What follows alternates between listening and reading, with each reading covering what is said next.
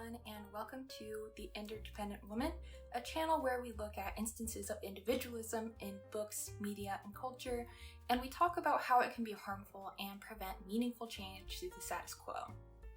I'm Emily Ann. I'm a doctoral candidate studying political science with a focus on the psychology of individualism, and I'm starting this channel so that I can share my knowledge and my personal opinions and apply them to issues that are going to be relevant to a wider range of people. Today, I want to start off with a book review of The Subtle Art of Not Giving a Fuck by Mark Manson.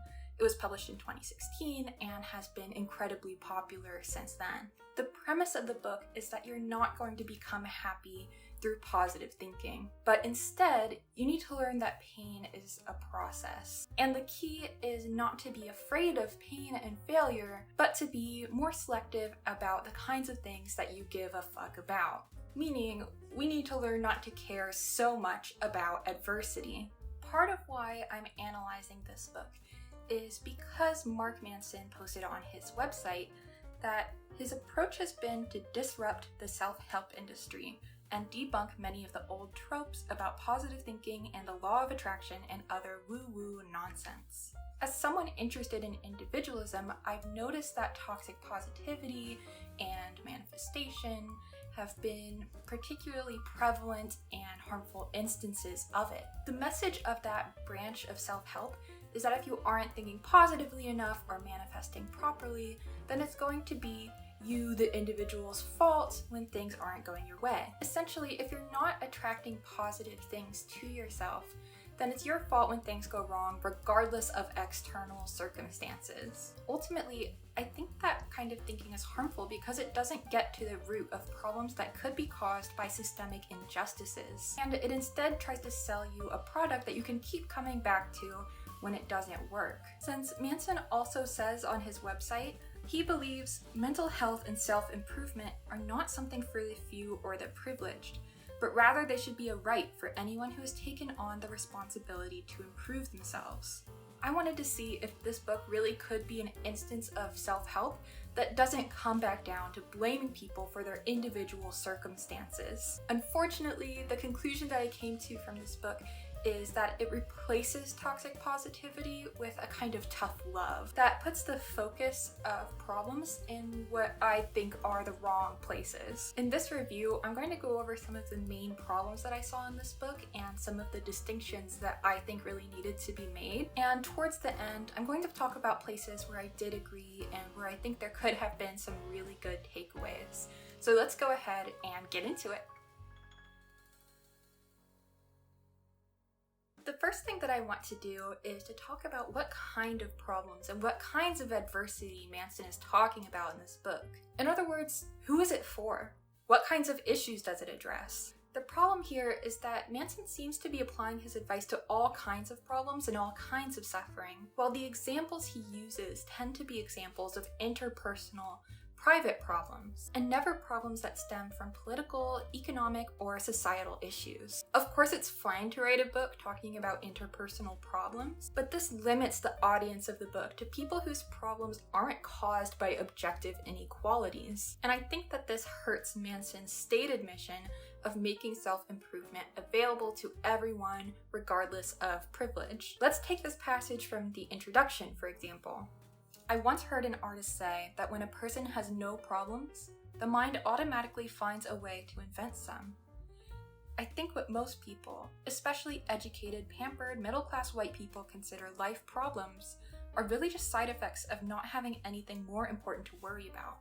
This passage is limiting the advice in the book to people who don't have more important things to worry about, and it's especially addressing people who are already privileged. I also want to point out that I don't think that the sentiment expressed here is true. I think that often being upset about these trivial things is the result of having so many things going on that one more thing added to the pile can end up being what breaks you.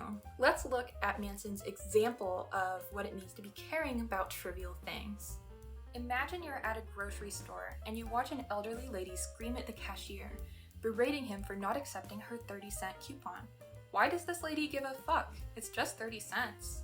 I'll tell you why. That lady probably doesn't have anything better to do with her days than to sit at home cutting out coupons. She's old and lonely. Her kids are dickheads and never visit. She hasn't had sex in over 30 years. She can't fart without extreme lower back pain. Her pension is on its last legs, and she's probably going to die in a diaper, thinking she's in Candyland. So she snips coupons.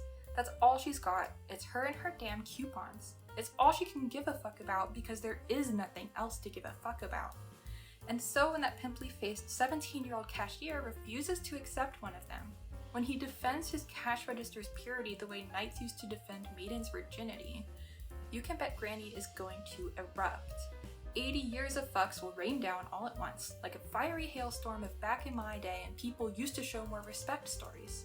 Now, obviously this woman taking out her frustrations on the cashier is wrong, and neither the cashier nor today's youth have anything to do with her problems. But I think that Manson takes the most uncharitable view possible of this old woman, even going as far as to mention how long it's been since she had sex is a key component of her problems. I also want to point out that phrasing of the cashier defending the cash register's purity in the way that knights used to defend maidens' virginity. This is just one of many instances of some odd and creepy ways that Manson talks about women throughout the book. He even ends this section by listing the fact that we'll never get to feel Jennifer Aniston's tits as something that we need to get over. I agree that people should accept that if they're hung up on it, but I feel like we didn't need that objectification in there in order to get the point. My point, however, is that we don't know what that old woman clipping coupons is really going through. We don't know if those coupons are making a difference in her being able to afford her groceries, or if she's going through something significant and those emotions are just coming out in this situation. And in this book, we don't get a sharp distinction between what kinds of problems are trivial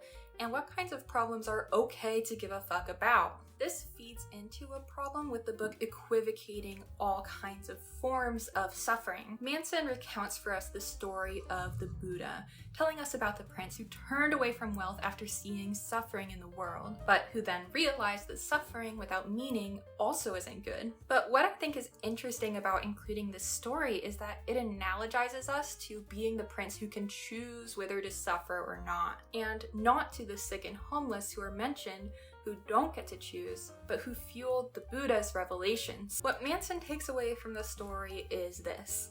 One of those realizations was this, that life itself is a form of suffering. The rich suffer because of their riches, the poor suffer because of their poverty. People without a family suffer because they have no family. People with a family suffer because of their family. People who pursue worldly pleasures suffer because of their worldly pleasures. People who abstain from worldly pleasures suffer because of their abstention. This isn't to say that all suffering is equal. Some suffering is certainly more painful than other suffering, but we all must suffer nonetheless. Of course, he does point out that not all suffering is equal, which I will give him credit for. However, his actual advice never adjusts or accounts for this. Let's look at two separate paragraphs juxtaposed. First, this one. But for some reason it appears that more and more people, particularly young people, are forgetting this. Numerous professors and educators have noticed a lack of emotional resilience and an excess of selfish demands in today's young people. It's not uncommon now for books to be removed from a class's curriculum for no other reason than that they made someone feel bad. Speakers and professors are shouted down and banned from campuses for infractions as simple as suggesting that maybe some Halloween costumes really aren't that offensive.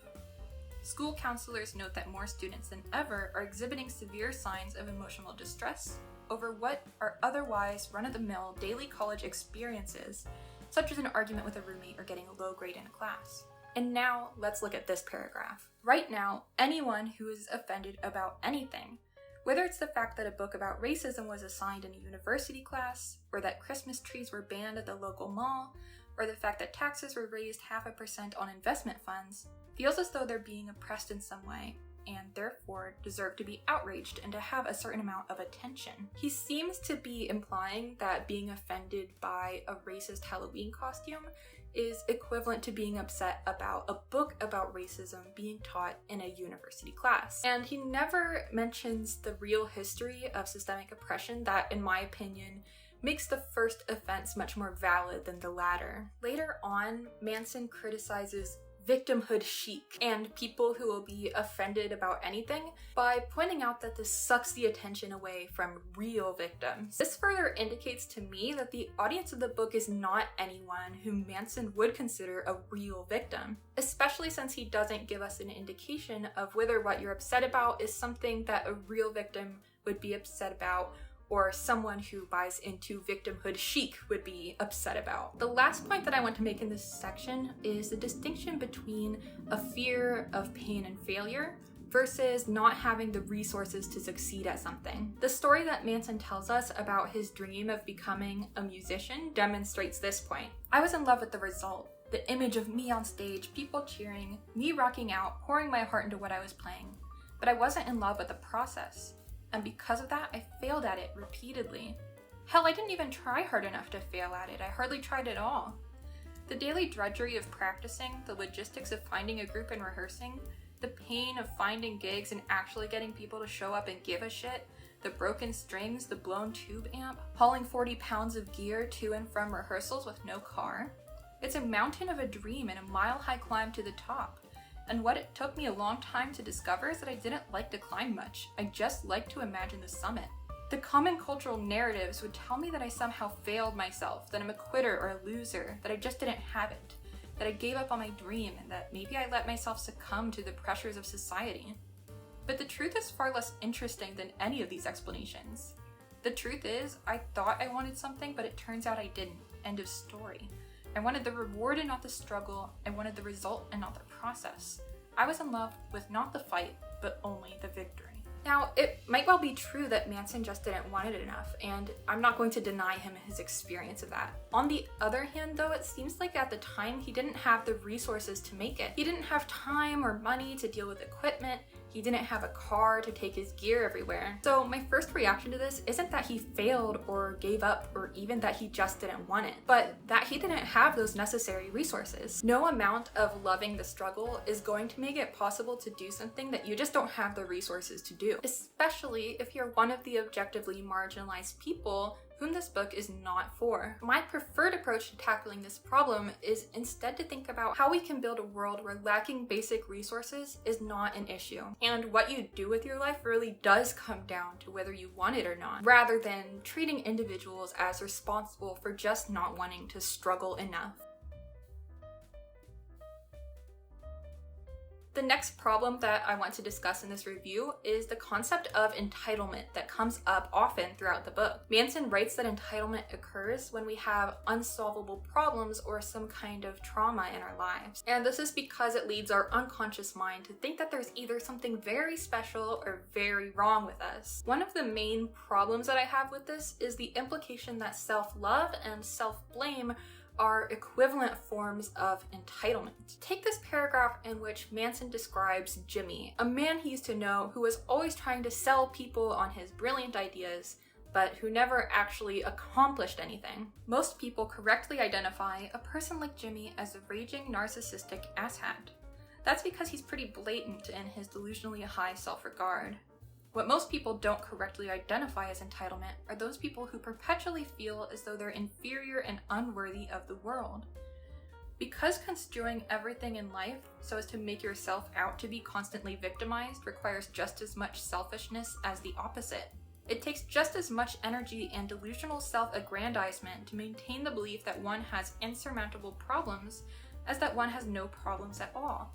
This is a place where I want to bring in some of the actual research on this. There are a number of studies that show that it is cognitively more difficult for people to believe that they're systematically discriminated against than to believe that they as an individual are responsible for their fate. One example of this is a 2007 study by Major et al. This study finds that perceived discrimination really hurts the self-esteem of people who believe in personal responsibility. Another example is a 2006 study by Gomez and Wilson, which finds that it takes a high level of cognitive capacity in order to believe that structures rather than individuals are responsible for problems. It actually takes more work to think that you have individually insurmountable problems. And part of that difficulty is that it's not a self-aggrandizing belief in the way that Manson makes it out to be. Let's look at where he writes about victim mentality. Some choose to believe that there's nothing they can do to solve their problems, even when they, in fact, could.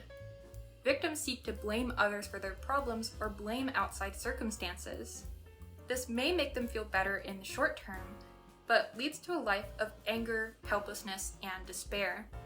People deny and blame others for their problems for the simple reason that it's easy and feels good, while solving problems is hard and often feels bad.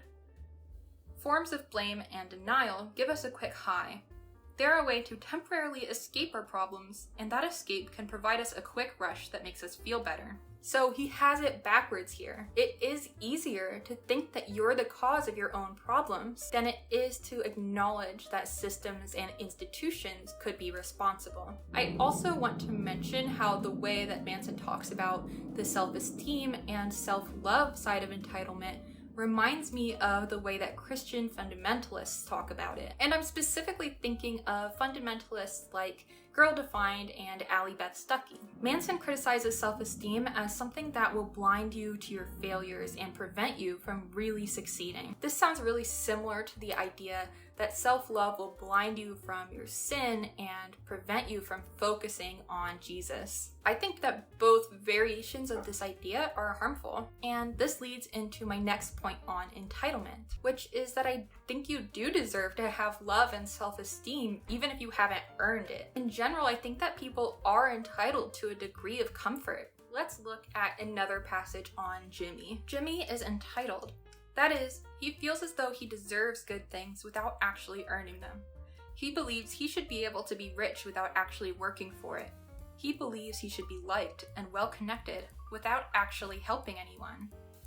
He believes he should have an amazing lifestyle without actually sacrificing anything. Now, while I do think that Jimmy doesn't sound very nice based on Manson's descriptions of him in the book, I do think that anyone deserves good things without having to earn them. I don't know that anyone deserves to be rich necessarily, but I don't think you need to earn basic necessities or a basic degree of comfort in your life. Furthermore, I think the examples of entitlement that Manson gives throughout the book look more like symptoms of underlying problems rather than a superficial need for attention. Let's look at the author's story of how the trauma from his parents' divorce affected him. The pain from my adolescence led me down a road of entitlement that lasted through much of my early childhood. Whereas Jimmy's entitlement played out in the business world, where he pretended to be a huge success, my entitlement played out in my relationships, particularly with women. My trauma had revolved around intimacy and acceptance, so I felt a constant need to overcompensate, to prove to myself that I was loved and accepted at all times. And as a result, I soon took to chasing women the same way a cocaine addict takes to a snowman made out of cocaine. I made sweet love to it and then promptly suffocated myself in it. I became a player, an immature, selfish, albeit sometimes charming player. And I strung up a long series of superficial and unhealthy relationships for the better part of a decade. It wasn't so much the sex I craved, although the sex was fun. It was the validation. I was wanted, I was loved. For the first time since I could remember, I was worthy. My craving for validation quickly fed into a mental habit of self-aggrandizing and overindulgence. I felt entitled to say or do whatever I wanted, to break people's trust, to ignore people's feelings, and then justify it later with shitty, half-assed apologies. I think it's totally valid that Manson wanted validation after being hurt in his life. The problem to me seems to be that he pursued it in unhealthy ways, and perhaps held some harmful attitudes towards women. Unless Manson is arguing that his concept of entitlement refers to men's entitlement to women's bodies, a sentiment that he doesn't allude to here at all. I do not think that the desire for unearned attention or validation is entitled. In fact, I think it's completely normal. Manson writes in his last chapter, "Our culture today confuses great attention and great success, assuming them to be the same thing, but they are not. However, I don't think wanting attention is a bad thing. I think that the people we tend to describe as attention-seeking are people who honestly need external attention and care. The last thing I want to touch on in this section is Manson's position on special attention and being extraordinary. He discusses how people need to learn to be comfortable with being mediocre, and he claims that our culture's standard of success is to be at either the top or the bottom of the bell curve.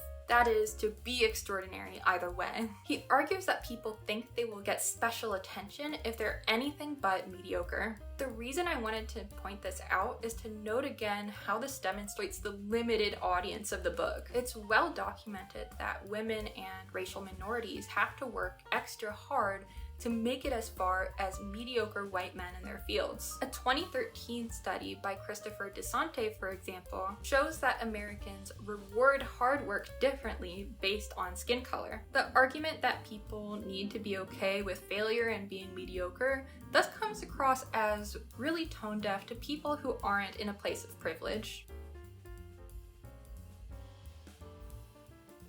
The next concept that I want to address is the distinction that the author makes between responsibility and fault. In a chapter called "You Are Always Choosing," Manson argues that fault refers to the cause of a problem and responsibility refers to who has to address the problem. On its face, I don't really disagree with this distinction. These are two different constructs. What I disagree with is how Manson uncritically applies responsibility to the individual in all circumstances. There is a simple realization from which all personal improvement and growth emerges.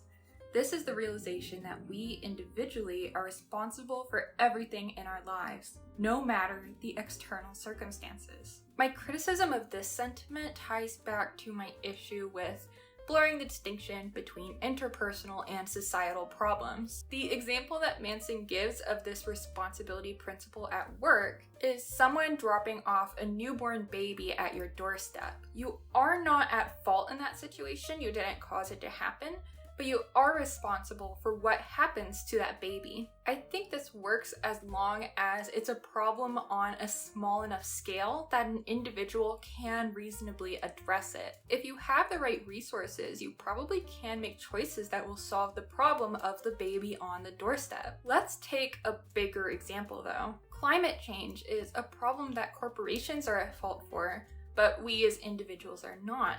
So who takes responsibility? Well, we could start recycling and composting and boycotting companies that don't take the right actions. But would that really make a difference in a system that incentivizes corporations to keep doing what they're doing? Let's take another example. Let's say that a Black woman is denied a job that she's the most qualified candidate for. What is her individual responsibility in that situation? I think that Manson's response would be that we control how we respond and react and use that situation. But I don't think that gets to the root cause of these problems. And we should be thinking about how we can change a system that produces and incentivizes injustices, rather than focusing on embracing the pain and failure that comes from living with injustice. The responsibility-fault distinction in this book comes across to me as a way to avoid the charge of victim blaming. Let's look at this passage in which Manson reflects on a relationship in which he was cheated on and hurt.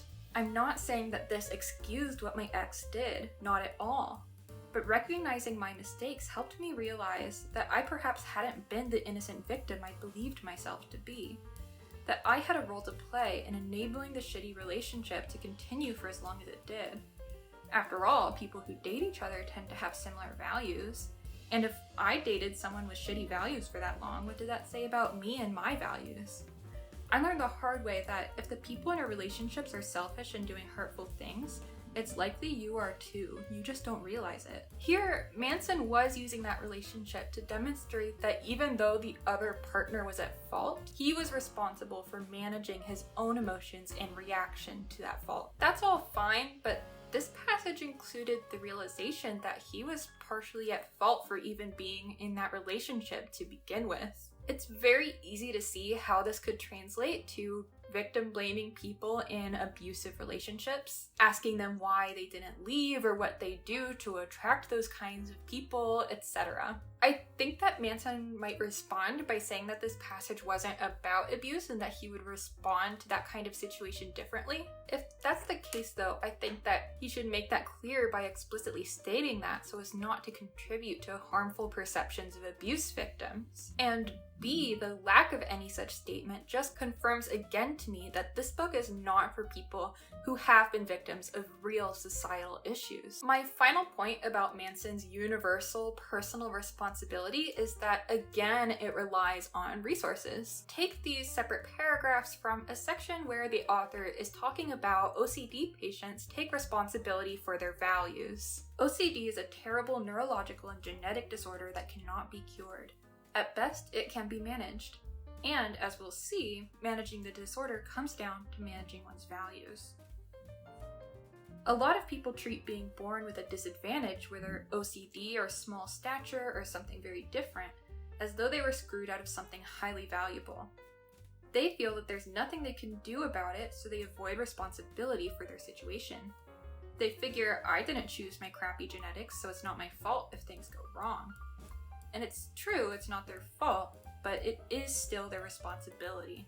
What goes unacknowledged in the background here is that the patients in this case had access to intensive therapy. While it's great that their therapy is teaching them how to manage their values, the first step is their access to therapy in the first place, which not everyone has. Manson says it's not the kids' fault they have OCD, but it is their responsibility to manage it. This is another place where I feel like the responsibility-fault distinction is a way to avoid the charge that Manson is victim blaming kids for their OCD by shifting the focus to their responsibility and ignoring the societal issues that could affect if they have the resources to take responsibility, and ignoring the real societal issues that might prevent them from having the resources to take that responsibility. I also want to point out that the OCD patients in this example are literal children, and children really shouldn't be responsible for getting themselves the care they need.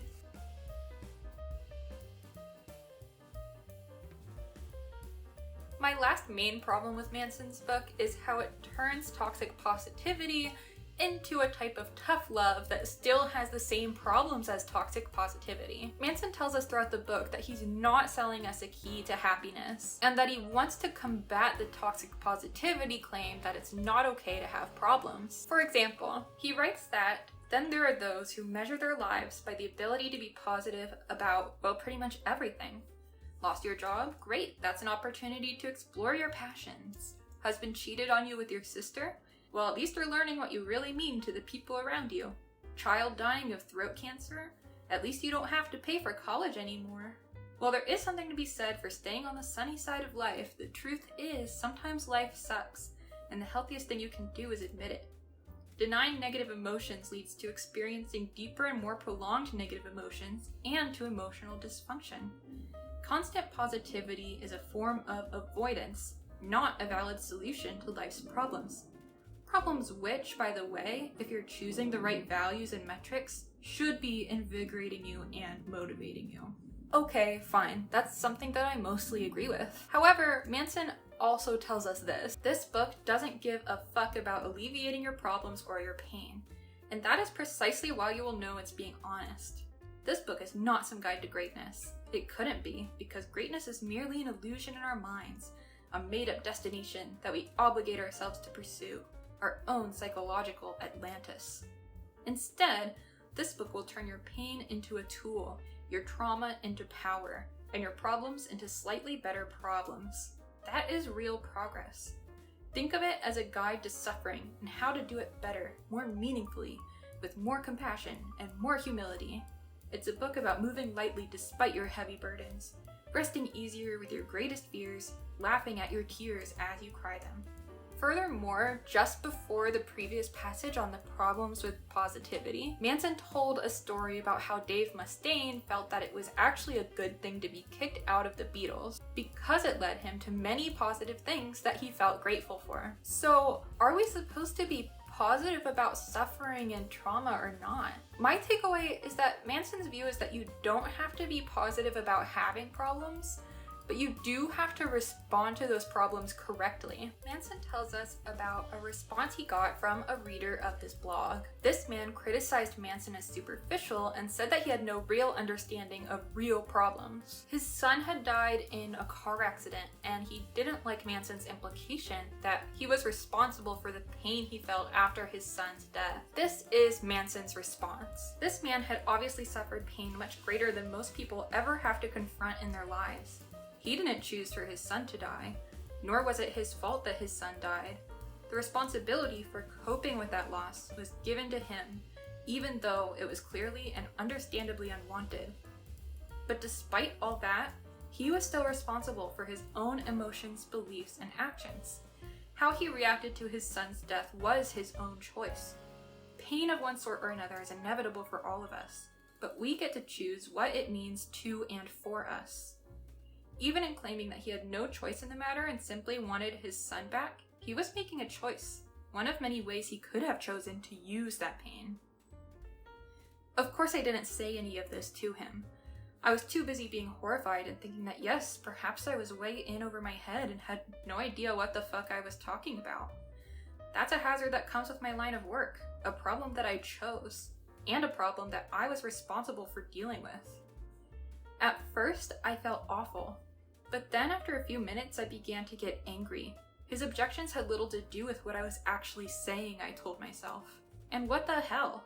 Just because I don't have a kid who died doesn't mean I haven't experienced terrible pain myself. The interesting thing to note about this story is that it directly follows Manson recounting for us the story of Malala Yousafzai speaking out about oppression after being shot in the head by the Taliban. The implication is that the man grieving his son's death get to choose if he'll respond the right way.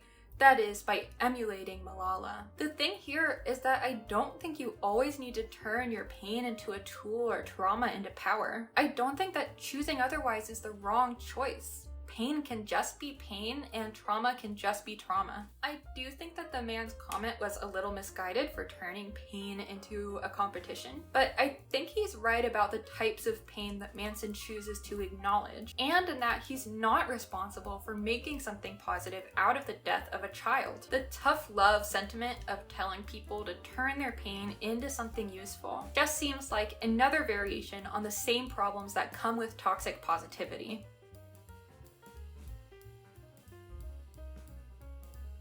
Before I get into my conclusions on this book, I want to give credit where credit is due by acknowledging a few places where I did agree with what Manson was saying. These are things that I would have considered really good takeaways if they were presented with different examples or in a different light. The first one is the general idea that negative emotions are okay. I think that negative emotions are healthy and even useful. Where I don't agree is when those negative emotions have to turn you into something better. I've certainly changed and grown from my own trauma, but I don't think it's healthy to tell people that they're better off for having experienced something traumatic. It happened, it's painful, and it's okay to sit with those feelings and acknowledge them. You don't have to turn your trauma into power. Another place where I agree with Manson is where he analyzes his feelings about his brother not returning his calls. He realizes that he feels like a failure for not having a close relationship with his brother, and that family can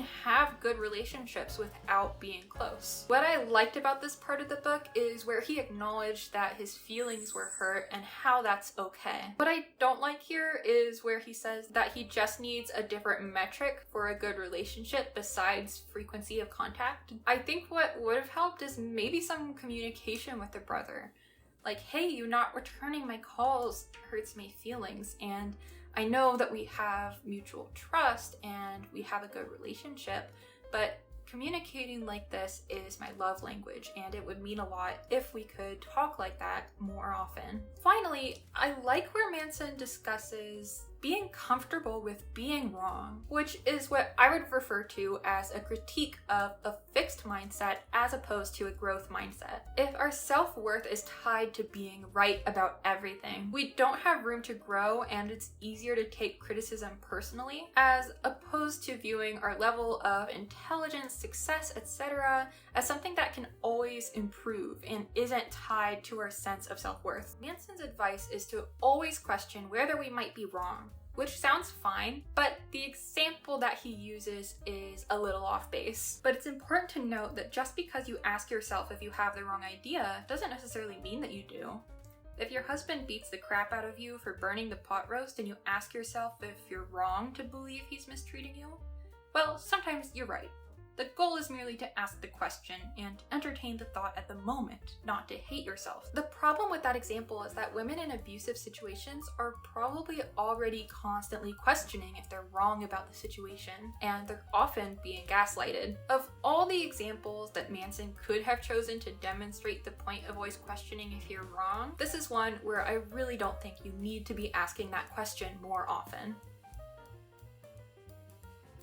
Throughout this book, Manson claims to be different from other self-help gurus who offer short-term highs. However, I think that ultimately this book does the same thing under a different name by not acknowledging the instances when systemic issues are at fault. Toxic positivity is definitely a real problem, but tough love that continues to focus on what individuals need to do is not going to fix any broader social problems. And it comes off to me as an uncharitable view on how human beings behave. This is a book for the interpersonal problems of privileged individuals, which isn't a problem on its own, except that it doesn't make that clear and blurs the lines between different important concepts and problems. There are also a lot of strange and potentially harmful depictions of women in relationships in the book that didn't sit right with me, and I've only pointed out a handful of them in this review. This book comes across as a way for the self-help industry to rebrand in order to avoid criticisms that have already been thrown at it. The self-help industry has been criticized for toxic positivity and victim blaming.